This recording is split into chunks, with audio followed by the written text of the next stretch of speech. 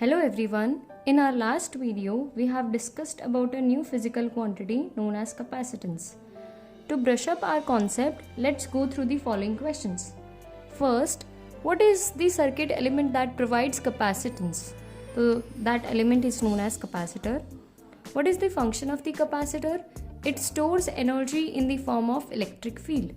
How do we measure the capacitance? So we can measure capacitance by taking the ratio of charge to potential difference. Does this capacitance depends on charge and potential difference? So it does not depend on both of them. C is independent of Q or V. So on what factors does capacitance depends on? It depends on size and shape of the conductor and the nature of the surrounding medium. Our today's topic is capacitance of a parallel plate capacitor. We need to derive it. So whenever we go through a derivation, we need to follow a certain set of steps. The steps which we are going to follow is, first we need to write the considerations. Second, we need to draw the diagram. Third, we need to find the electric field between the two plates in the particular derivation. Fourth is, we need to find the potential difference between the two plates, and we are going to use a standard formula for that, which is V is equal to E into D. And the final step is, we need to find the capacitance by taking the ratio of charge to potential difference.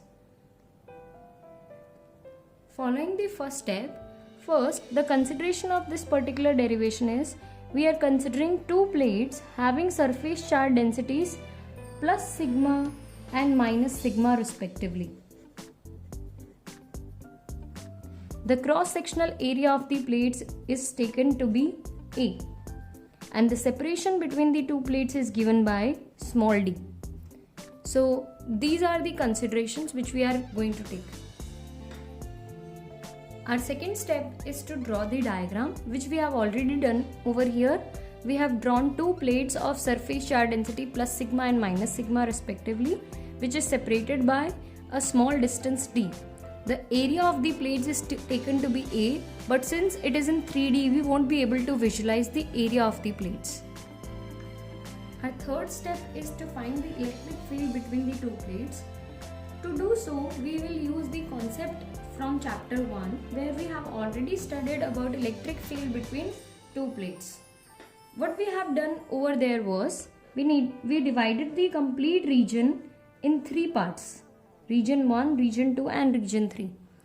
And then we determined the electric field in all the three regions due to both positive as well as negatively charged plate.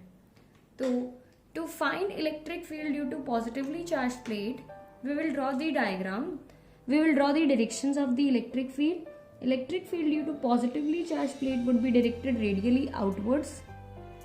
So in region 1 it will be directed towards left, in region 2 it will be directed towards right, in region 3 it will be directed towards right again. And the magnitude of electric field would be given by sigma by 2 epsilon naught.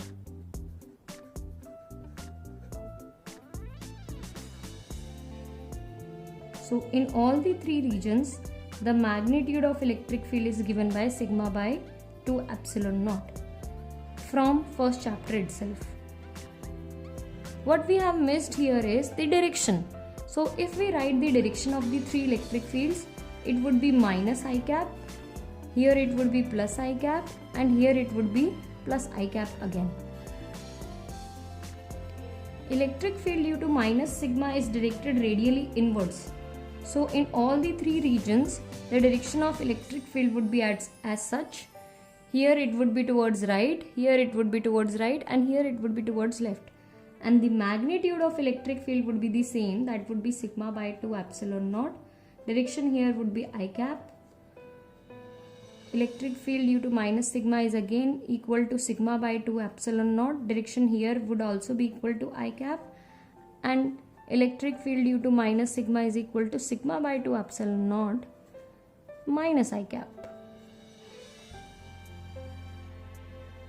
So clearly we can see from here is electric field in region 1 and 3 electric field in region 1 and 3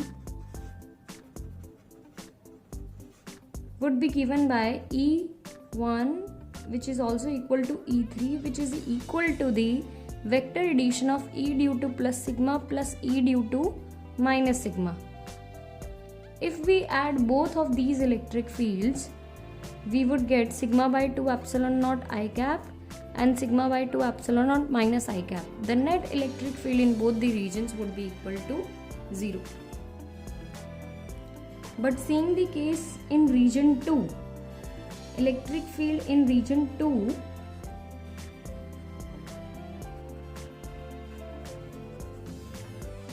would be again given by the principle of superposition, E due to plus sigma plus E due to minus sigma.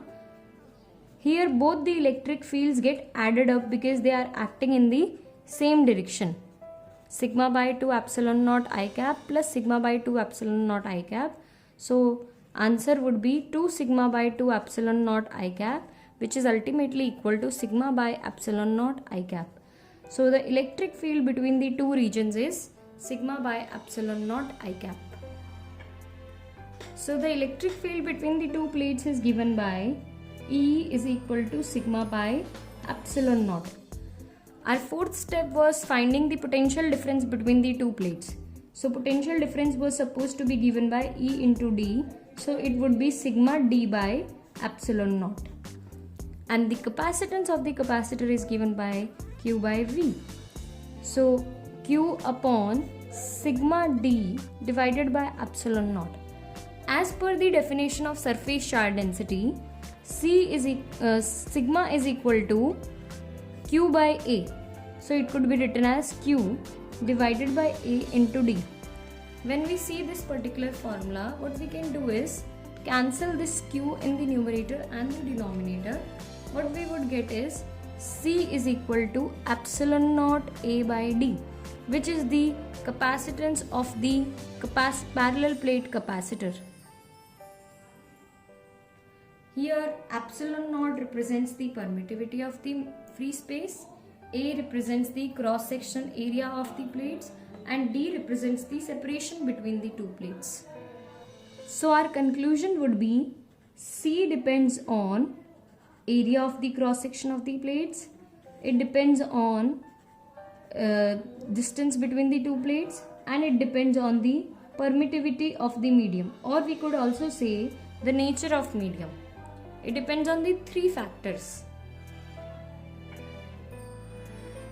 Out of these three factors, these two denotes size and shape of the conductor.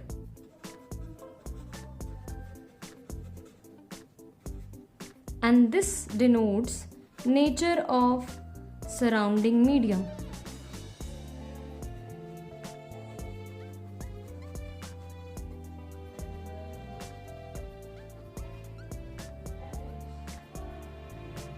So we could also relate it to the factors which we have discussed in our previous session.